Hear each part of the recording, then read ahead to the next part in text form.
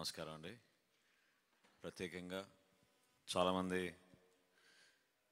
మన పార్టీ కార్యాలయానికి రెగ్యులర్గా అనేక సమావేశాల్లో సందర్శిస్తూనే ఉంటారు. ఈ రోజున ఈ సమావేశం దీని వెనక ఒక ప్రత్యేకమైన బాధ్యత. పార్టీని మనం ముందు తీసుకెళ్లే రోజుల్లో పవన్ కళ్యాణ్ గారి నాయకత్వంతో రాష్ట్ర వ్యాప్తంగా అనేక మంది ఆకర్షితులై క్షేత్రస్థాయిలో పర్టికులర్గా గ్రామాల్లో కానివ్వండి, మండల స్థాయిలో కానివ్వండి, జిల్లాల్లో వివిధ సందర్భాల్లో జెండా మోసే కార్యకర్తలు, పార్టీ కోసం అహర్నిశలు కృషి చేసిన వ్యక్తులు 2014 నుంచి పవన్ కళ్యాణ్ గారు పార్టీ స్థాపించినప్పటి నుంచి కూడా పార్టీ కోసం ఎంతో అంకిత భావంతో పనిచేసిన వ్యక్తులు చాలామంది ఈ రాజకీయ ప్రస్థానంలో ఒక్కొక్క సందర్భంలో ముందుకు రాలేకపోయారని ఎందుకంటున్నానంటే, కొంతమంది పోటీ చేయడానికి స్థానిక సంస్థల్లో ఆ అవకాశాన్ని ఉపయోగించుకోవడానికి కొంతమంది నిలబడ్డారు. కొంతమంది ఇంకా ఈ ప్రస్థానంలో రేపటి రోజున ఖచ్చితంగా మన ప్రభుత్వం ఏర్పడిన తర్వాత పార్టీ కోసం ఇంకా అంకిత భావంతో పనిచేయచ్చు అనే ఒక ఆలోచనతో క్షేత్రస్థాయిలోనే నిలబడిపోయారు. 2018 నుంచి నా ప్రస్థానం జనసేన పార్టీలో పవన్ కళ్యాణ్ గారి నాయకత్వంలో పనిచేస్తున్నప్పటి నుంచి కూడా మేమందరం కూడా ఒక టీమ్గా ఏర్పడి ఏ కార్యక్రమం జరిగినా కూడా రాష్ట్రంలో ఇతర రాజకీయాల పార్టీకి భిన్నంగా ఇంకా అద్భుతంగా జరగాలి, మన పార్టీ అధ్యక్షులు పవన్ కళ్యాణ్ గారికి మన పార్టీకి మంచి పేరు రావాలి, అనేక మంది రాష్ట్రంలో ఎదురు చూస్తున్నారు, మనం ఎటువంటి కార్యక్రమాలు చేస్తాం, ఎటువంటి అంశాలపైన మనం పోరాటం చేస్తూ ఉంటాం, ఆ అంశాలతోటి ప్రజలు ఇంకా దగ్గర అవుదాం అనే ఆలోచనతోటి మనం అనేక కార్యక్రమాలు చేసుకుంటూ వచ్చాం. ఈ పొలిటికల్ ప్రాసెస్లో తెర వెనక చాలామంది కష్టపడి పనిచేస్తూ ఉంటారు. స్టేజ్ పైన కూర్చునేది కొంతమంది, అందులో ఉపన్యాసాలు ఇచ్చేది ఇంకొంతమంది.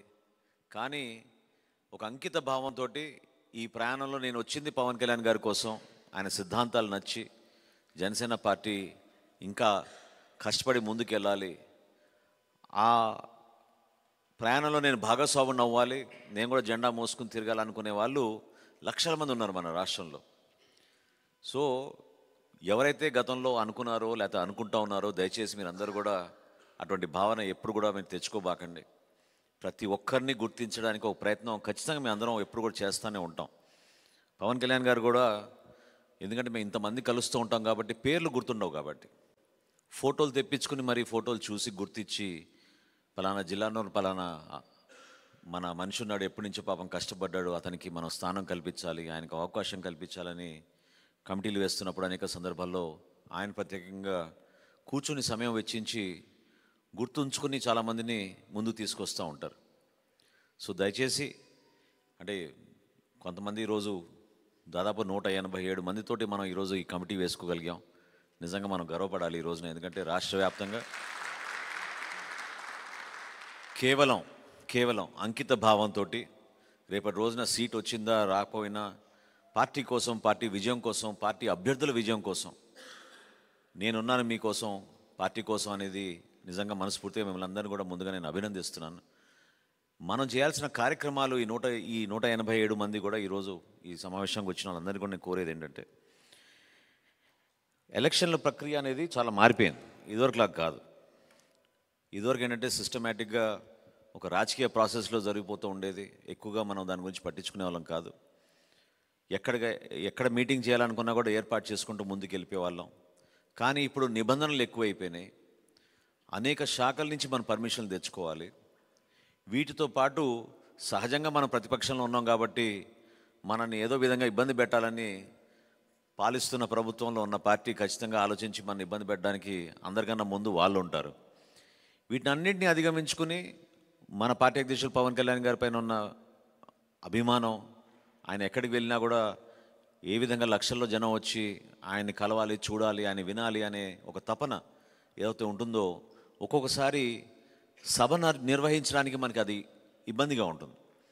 మన సభ లేదా ఒక క్షేత్రస్థాయిలో ఒక సమస్య పైన ఆయన పర్యటన కోసం వచ్చినప్పుడు ఆ సమస్య పరిష్కారం కోసం ఆయన ఇంకా దగ్గర వెళ్ళి మాట్లాడాలనుకునేది ఎక్కడ కూడా కుదరడం లేదు. అది చాలా సందర్భాల్లో ఆయన దాని గురించి ఆవేదన కూడా వ్యక్తపరుస్తూ ఉంటారు. ఎందుకంటే నేను వచ్చింది ఈ గ్రామానికి ఆ సమస్య పరిష్కారం కోసం, తెలుసుకోవడానికి కోసం, అవగాహన పెంచుకోవడానికి కోసం నేను వస్తే మన యువత మాత్రం నన్ను దగ్గరికి వెళ్ళనివ్వడం లేదు, కారు దిగనివ్వడం లేదనేది ఆయనకి అనేక సందర్భాల్లో ఇబ్బందులు ఉంటానే ఉన్నాయి. కానీ ఇప్పటి నుంచి మనం ఆలోచించాల్సింది ఏంటంటే ఈ నెలాఖరుకల్లా రాష్ట్ర వ్యాప్తంగా మన పార్టీ అధ్యక్షులు పవన్ కళ్యాణ్ గారు పర్యటనలు ప్రారంభించబోతున్నారు. ఈ ఫిబ్రవరి మాసం మొత్తం కూడా క్షేత్రస్థాయిలో ఎక్కడైతే మన పార్టీ నాయకులు ఉన్నారో, మన కార్యకర్తలు ఉన్నారో అందరితో కూర్చుని సమావేశాలు ఏర్పాటు చేసుకుని అక్కడ చిన్న చిన్న మీటింగ్స్ ఏర్పాటు చేసుకుని అన్ని ప్రాంతాల్లో కూడా పర్యటించడానికి కోసం ఒక ప్రోగ్రాం డిజైన్ చేస్తున్నాం. సరే, ఎలక్షన్ క్యాంపెయిన్ ఎట్లాగూ మనకి మార్చిలో 3 వారాలు విస్తృతంగా ఉంటుంది. 3 వారాల్లో రాష్ట్ర వ్యాప్తంగా పవన్ కళ్యాణ్ గారు పర్యటించి మన పార్టీ విజయం కోసం, మన పొత్తులో భాగస్వాములైన తెలుగుదేశం పార్టీ అభ్యర్థుల విజయం కోసం ఆయన వంతు ఆయన ఖచ్చితంగా కృషి చేస్తారు. అందులో మనందరూ కూడా భాగస్వాములు అవ్వాలి. సో అందుకని వెసులుబాటు కోసం ఈ రాష్ట్రాన్ని మనం జనసేన పార్టీ నుంచి మనం కొన్ని కమిటీలు వేసుకున్నప్పుడు జోనల్ కమిటీస్గా మనం వాటిని విభజించుకున్నాం. జోనల్ కమిటీస్లో ఉత్తరాంధ్ర, అదేవిధంగా గోదావరి జిల్లాలు, దాని తర్వాత సెంట్రల్ ఆంధ్ర జోన్ అంటే కృష్ణా, గుంటూరు, ప్రకాశం వరకు దాన్ని సెంట్రల్ ఆంధ్ర జోన్గా పెట్టుకున్నాం.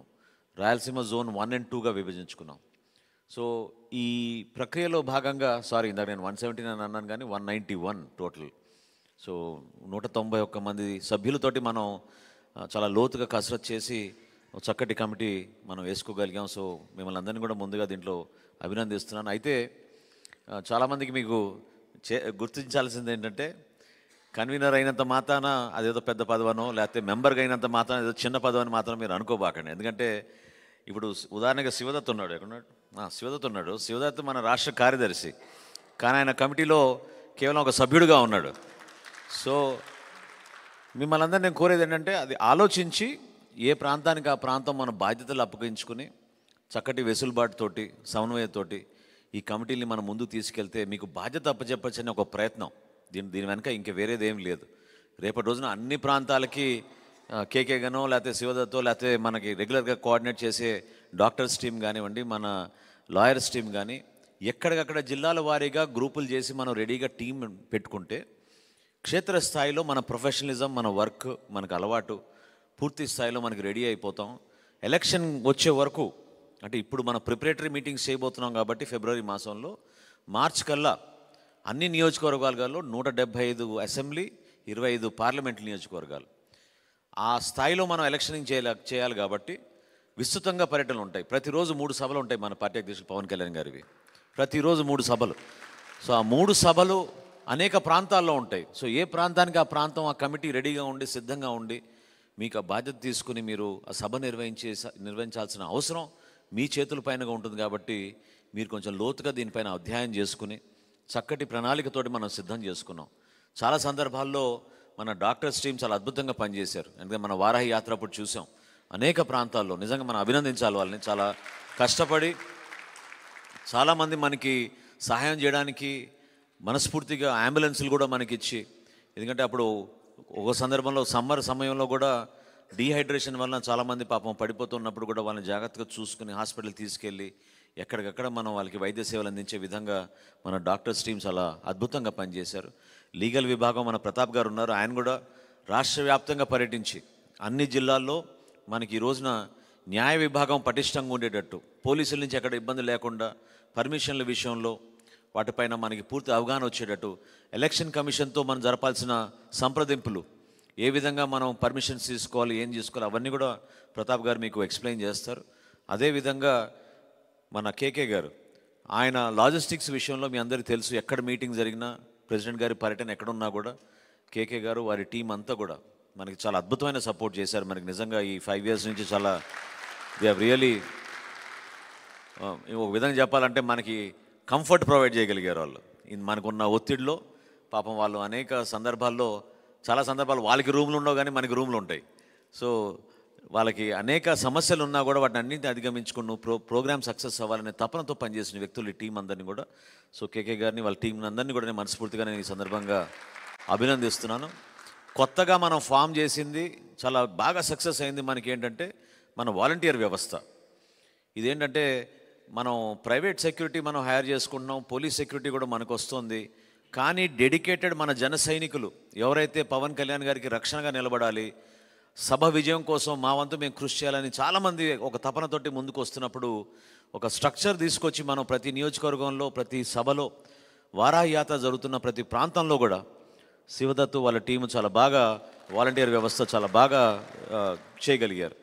సో ఈ ఆలోచనతోటి మనం ఈ జోనల్ కమిటీస్ మనం ఏర్పాటు చేసుకున్నాం.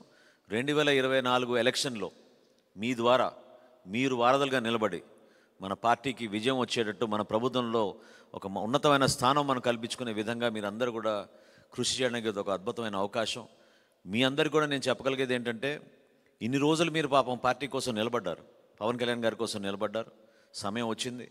ఈ 2 నెలలు మనం ఒక అంకిత భావంతో పనిచేసుకుంటే తప్పకుండా ఆ బెనిఫిట్స్ మనకే వస్తాయి.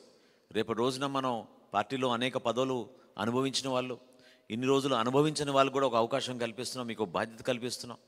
ఆ బాధ్యతని మీరు రేపటి రోజున మన ప్రభుత్వంలో వచ్చిన తర్వాత తప్పకుండా క్షేత్రస్థాయిలో అనేక సందర్భాల్లో ఆల్రెడీ చర్చలు జరుగుతూ ఉన్నాయి. పవన్ కళ్యాణ్ గారు కూడా కోరింది ఏంటంటే, కేవలం ఈ రోజున మనం మాట్లాడుకోవాల్సింది ఎమ్మెల్యే సీట్ల గురించో ఎంపీ సీట్ల గురించో కాదు, మన భవిష్యత్తు గురించి మనం మాట్లాడుకోవాలి.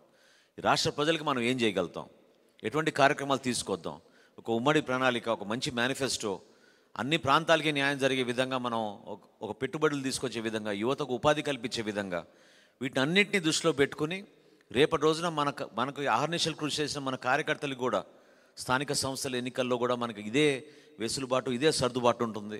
రేపటి రోజున ప్రభుత్వంలో ఉన్న పదవులు కూడా ఆ విధంగానే మనం సర్దుబాటు చేసుకుని జనసేన పార్టీ, తెలుగుదేశం పార్టీ ప్రభుత్వంలో తప్పకుండా మన నాయకులు కూడా అదే విధంగా ఒక స్థానం కల్పించే విధంగా ఒక మంచి ప్రణాళిక సిద్ధం చేసుకుందామని ఆయన అనేక సందర్భాల్లో చెప్పారు.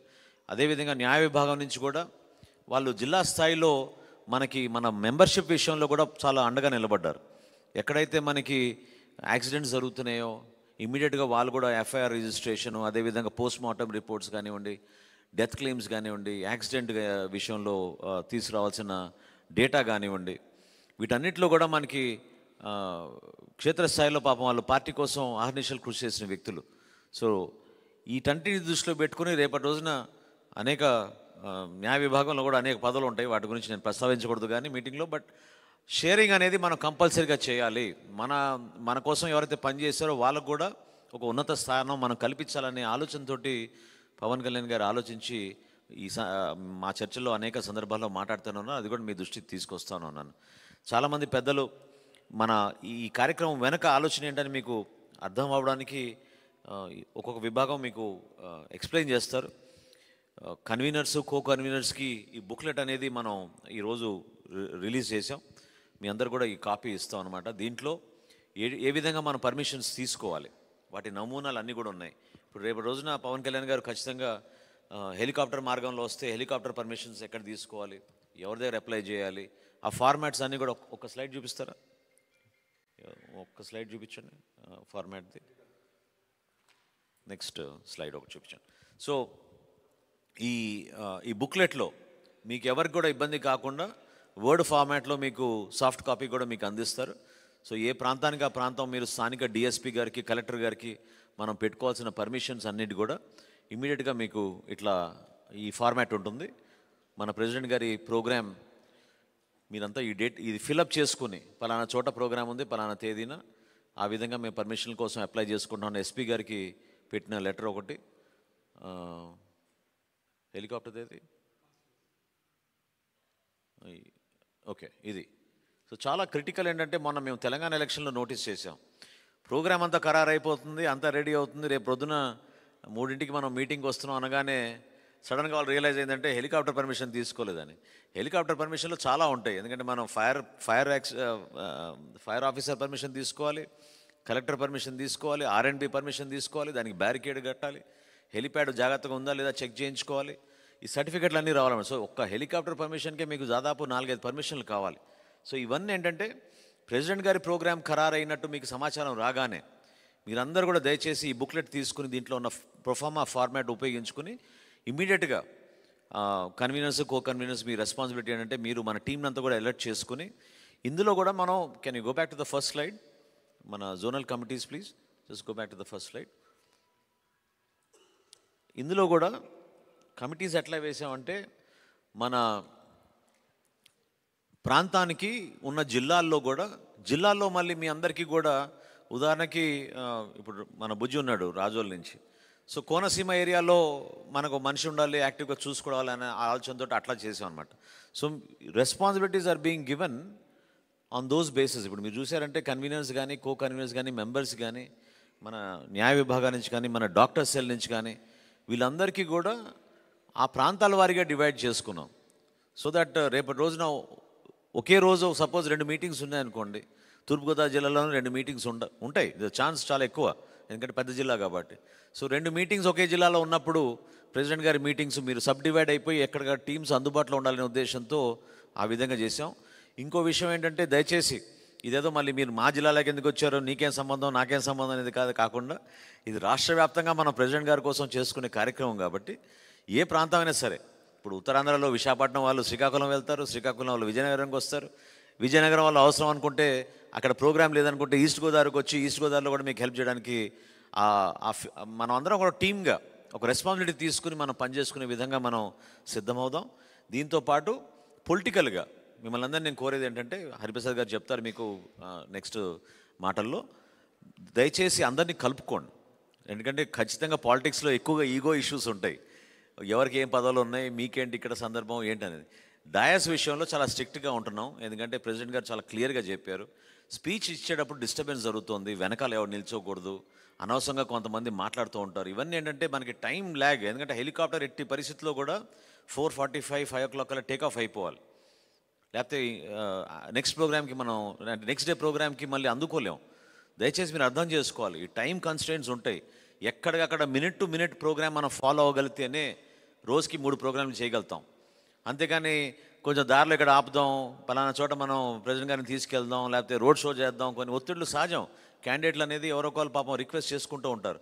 ప్రోగ్రామ్ అనేది మాత్రం ఖచ్చితంగా స్ట్రిక్ట్గా ఇచ్చిన ప్రోగ్రామ్ మినిట్ టు మినిట్ ఏదైతే ఇస్తారో ఆ minute to minute programme follow అవ్వాల్సిన అవసరం ప్రెసిడెంట్ గారికి ఉంటుంది. అది జరిపించాల్సిన బాధ్యత మన పైన ఉంటుంది. అది క్షేత్రస్థాయిలో మీరందరూ కూడా చేస్తారు కాబట్టి దయచేసి గుర్తుపెట్టుకోండి, ఎక్కడ కాంప్రమైజ్ అవ్వద్దు. సెక్యూరిటీ విషయంలో దయచేసి నేను మిమ్మల్ని అందరినీ రిక్వెస్ట్ చేస్తున్నా, మన ఫస్ట్ ప్రయారిటీ మన ప్రెసిడెంట్ గారి సెక్యూరిటీ. ప్రెసిడెంట్ గారి సెక్యూరిటీ విషయంలో మీరు ఎవ్వరు కూడా ఎక్కడికడో కాంప్రమైజ్ అవ్వద్దు. చాలా అలర్ట్గా ఉండండి, జాగ్రత్తగా ఉండండి. స్టేజ్ దగ్గరికి ఎవరిని రానివ్వద్దు. ఆయనకి ఇవ్వాల్సిన ప్రొటెక్షన్, ఆయనకి ఇవ్వాల్సిన ఫెసిలిటీస్ అన్నీ కూడా జాగ్రత్తగా చెక్ చేసుకుని, ఒకవేళ నైట్ హాల్ట్ ఎక్కడైనా ఉంటే ముందుగానే మీరు వెళ్ళి నైట్ హాల్ట్లో అక్కడ ఎటువంటి వసతులు ఉన్నాయి ఏంటి అవన్నీ కూడా చెక్ చేసుకోవాల్సిన బాధ్యత మీ అందరికీ ఉంది. Whose explain Vishwak you're taking care of accommodation. Okay sorry. So వీళ్ళందరూ కూడా కొన్ని అంశాలపైన మనం వారాహి నుంచి మనం నేర్చుకుంటూ వస్తున్నాం కాబట్టి చాలా వరకు మన టీమ్స్ అన్నీ కూడా బాగా సిద్ధంగా ఉన్నారు, రెడీగా ఉన్నాం. రాబోయే రోజుల్లో కూడా మనం ఏ ప్రాంతాల్లో పబ్లిక్ మీటింగ్స్ చేస్తున్నాం, ఏ ప్రాంతాల్లో రోడ్ షోస్ చేస్తున్నాం, ఏ ప్రాంతాల్లో కేవలం కార్యకర్తల సమావేశం ఏర్పాటు చేసుకుంటున్నాం, వీటన్నిటిపైన కూడా మీకు లోతుగా ఈ detailed minute to minute programme ఖచ్చితంగా ఉంటుంది. ఆ detailed minute to minute programme మీరు ఫాలో అయ్యి రాబోయే రోజుల్లో మనం ఘన విజయం సాధించేటట్టు పార్టీ కోసం మీరందరూ కూడా మనస్ఫూర్తిగా ఈ విధంగా ఈరోజు వచ్చి ఈ సమావేశంలో హాజరైనందుకు మిమ్మల్ని అందరం కూడా ఆహ్వానిస్తూ పార్టీ అధ్యక్షులు పవన్ కళ్యాణ్ గారి తరఫున ప్రత్యేకంగా మిమ్మల్ని ఈ కమిటీలో ఉన్నందుకు అభినందిస్తూ ఇప్పుడు హరిప్రసాద్ గారిని మాట్లాడమనుకోండి.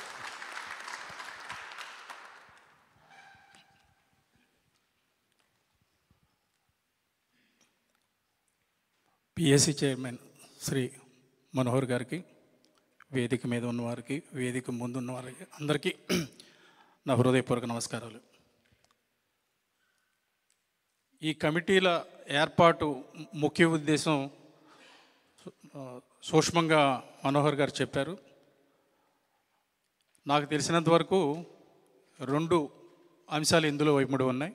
ఒకటి, పనిచేసే వాళ్ళందరికీ గుర్తింపు ఇవ్వటం. కమిటీలన్నీ అయిపోయినాయి, ఇంతవరకు మనకి గుర్తింపు రాలేదు, ఏ కమిటీలోనూ మనకు చోటు లేదు అని చాలామంది ఫీల్ అవుతున్నారు. అటువంటి దాన్ని కొంత తగ్గించి పనిచేసే వాళ్ళందరికీ గుర్తింపు ఇవ్వడం కోసం 191 మందిని గుర్తించి ఈ రోజున ఈ బాధ్యతలు అప్పచెప్పి మిమ్మల్ని అందరూ ఇక్కడ పిలవడం జరిగింది. రెండో అంశం పని విభజన, వర్క్ డివిజన్. అంతకుముందు మన పార్టీ కార్యక్రమాలు జరుగుతున్నాయంటే సెంట్రల్ ఆఫీస్ నుంచి కేకే గారి టీము,